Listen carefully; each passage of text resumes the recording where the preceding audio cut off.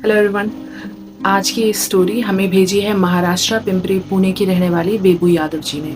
ये कहानी उनके लाइफ के उस दौर की है जब कोविड ने कई घरों को उजाड़ा था। उस वक्त उनके साथ कुछ ऐसा हुआ जिसे वो आज तक एक्सप्लेन नहीं कर पाई हैं। इस कहानी में दर्द है, एक माँ बेटी का प्यार है और एक ऐसा वाक्य जिसका जवाब उन्हें आज तक नहीं मिला। मेरा नाम बेबू यादव है और मैं महाराष्ट्र पिंपरी पुणे में रहती हूँ। मैं माँ शारदा की बहुत बड़ी भक्त हूँ और आज जो मैं आपको कहानी सुनाने जा रही हूँ वो मेरी जिंदगी की सच्ची घटना है। इस बात को 5 साल से भी ज्यादा हो चुके हैं, लेकिन आज भी जब मैं उस वक्त को याद करती हूँ तो मेरी रूह कांप जाती है। हम अपनी माँ को अम्मा कह करके बुलाते थे। साल 2018 में मेरी अम्मा सडनली बीमार पड़ गई। उन्हें पैरालिसिस का अटैक आया था, जिसके बाद वो चल फिर कुछ नहीं सकती थी। उनकी हर छोटी बड़ी चीजों का मैं ही ध्यान रखती थी। शायद इसी वजह से हम लोगों का रिश्ता और गहरा हो गया था। 3 साल तक हम लोग पूरे टाइम साथ रहते थे। सारा देखभाल करना मेरी ही जिम्मेदारी थी। 2021 आते आते पता नहीं क्यों मेरे मन में ये एक बार बार ख्याल आता था कि शायद अब अम्मा ज्यादा दिन हमारे साथ नहीं रहेंगी। जब ये चीज मेरे पे बहुत हावी होने लगी तो एक दिन मैंने अम्मा को बिठाकर बोला, अम्मा अगर तुम्हें कुछ हो जाए और तुम हमसे दूर चली जाओ तो क्या जब मैं तुम्हें बुलाऊंगी तो तुम आओगी? तो अम्मा ने कहा, हाँ बेटा मैं ज़रूर आऊँगी। फिर उन्होंने एक बात कही कि अगर मुझे कुछ हो जाए तो मेरा सारा काम मेरे गांव प्रयागराज में ही करना। मैंने भी इस चीज़ का वादा दे दिया उन्हें। मुझे अंदाज़ा भी नहीं था कि वो वादा पूरा करने का समय इतनी जल्दी आ जाएगा। 27 अप्रैल 2021 कोविड अपने चरम पे था और अचानक उस शाम अम्मा की तबीयत बहुत ज़्यादा बिगड़ गई।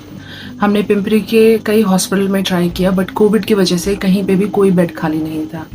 आखिरकार हम लोग देहू रोड में शुभश्री हॉस्पिटल में गए और वहां जाकर के अम्मा को एडमिट किया। शाम के 7 बजे अम्मा हमें छोड़ के चली गई। अम्मा से किया हुआ वादा अब निभाना था, लेकिन मुझे ज़रा भी अंदाज़ा नहीं था कि उनकी अस्थियां प्रयागराज ले जाने का सफ़र मेरी ज़िंदगी का सबसे डरावना सफ़र बन जाएगा। अम्मा की आखिरी इच्छा पूरी करनी मेरी जिम्मेदारी थी, लेकिन उस वक्त पूरी कंट्री कोविड से जूझ रही थी, तो कहीं पे भी ट्रैवल कर पाना बहुत आसान नहीं था। प्रयागराज के टिकट भी हमें तुरंत ही नहीं मिले थे, तो इसीलिए मैंने अम्मा की अस्थियों को संभाल करके पिंपरी के झूलेलाल मंदिर के लॉकर में रख दिया। मुझे आज भी वो लॉकर नंबर याद है, लॉकर नंबर 15। मेरा एक भाई भी है जो हैंडीकैप्ड है, इस वजह से घर की पूरी जिम्मेदारी मुझे उठानी होती है। आखिरकार 28 मई 2021 की हमें टिकट मिल गई। उस दिन सुबह सुबह मैं मंदिर गई अम्मा की अस्थियों की मटकी को निकालने के लिए। मटकी ले जाने से पहले मैंने उसकी पूजा की और मैंने कहा, अम्मा चलो, तुम्हारी ही इच्छा थी ना कि तुम अपनी बेटी के हाथों प्रयागराज जाओ, तो अब चलो मेरे साथ। ये शब्द कहना आसान था, लेकिन जब मटकी को मैंने अपने हाथों में लिया और जो एहसास मुझे हुआ था उसे आज तक शब्दों में मैं बयां नहीं कर पाई हूँ। पिछले 3 साल अम्मा को रोज बेड से उठाना, सोफे पर बिठाना मेरी रोज की आदत थी, और जैसे ही मैंने वो मटकी अपने हाथों में ली, मुझे लगा जैसे वैसे ही मैंने अम्मा को अपनी गोद में ले लिया। कुछ पल के लिए मैं वहीं पे खड़ी रह गई थी।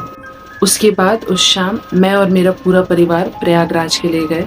अम्मा की इच्छा के मुताबिक उनका अस्थि विसर्जन संगम में हो गया। अगले दिन श्राद्ध का काम करके हम लोग वापस निकले। 29 मई की रात को लगभग 2 बजे हम लोग एयरपोर्ट के लिए निकले। एयरपोर्ट घर से 3 घंटे के डिस्टेंस पे था, तो हमने ऑलरेडी गाड़ी बुक कर रखी थी। और उस बीच हमारे साथ कुछ ऐसा हुआ जिस वजह से पूरा परिवार घबरा गया। मेरे भाई की सडनली तबीयत बहुत ज्यादा खराब हो गई। उनकी जीभ बाहर आ गई और वो बेहोश हो गए। पूरे गाड़ी में अफरा तफरी मच गई। सारे लोग चिल्लाने लगे कि किसी को कुछ समझ में नहीं आ रहा था और सब एक ही बात बोल रहे थे, अम्मा बचाओ, अम्मा बचाओ। फिर अचानक कुछ ऐसा हुआ जो हमें आज तक नहीं पता कि कैसे हुआ। जितनी ही सडनली उनकी तबीयत खराब हुई थी, उतनी ही सडनली वो ठीक भी हो गए। बिल्कुल ही सारी चीज़ें वापस से कम्प्लीटली नॉर्मल हो गई था। हम लोग घर पहुंचे, वहाँ वो बिल्कुल नॉर्मली बिहेव कर रहे थे, कोई प्रॉब्लम नहीं आई उनके अंदर। हमें आज तक समझ नहीं आया कि उस समय आखिर हुआ क्या था, बट उस सफ़र का सबसे डरावना हिस्सा अभी बाकी था। प्रयागराज से आने के बाद हमें देहू रोड सिर्फ एक इम्पॉर्टेंट काम के लिए जाना था, अम्मा की डेथ सर्टिफिकेट बनवाने।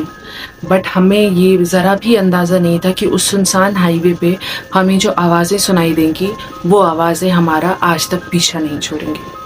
हमने देहू रोड के हॉस्पिटल में कॉल किया तो डॉक्टर ने कहा 8 बजे तक आप लोग आ जाइए।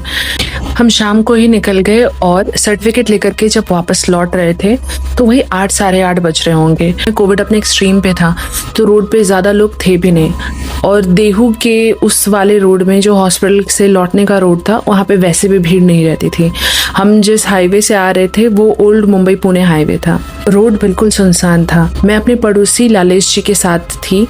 लोग बिल्कुल शांति से घर की तरफ जा रहे थे। बिल्कुल सन्नाटा था पूरे हाईवे के ऊपर, और तभी अचानक हमारे पीछे से एक 2 व्हीलर बहुत तेजी से चलता हुआ आया और हमें क्रॉस करके आगे निकल गया। हम दोनों के दोनों बिल्कुल चौंक गए थे और उसी बाइक वाले को ही देख रहे थे।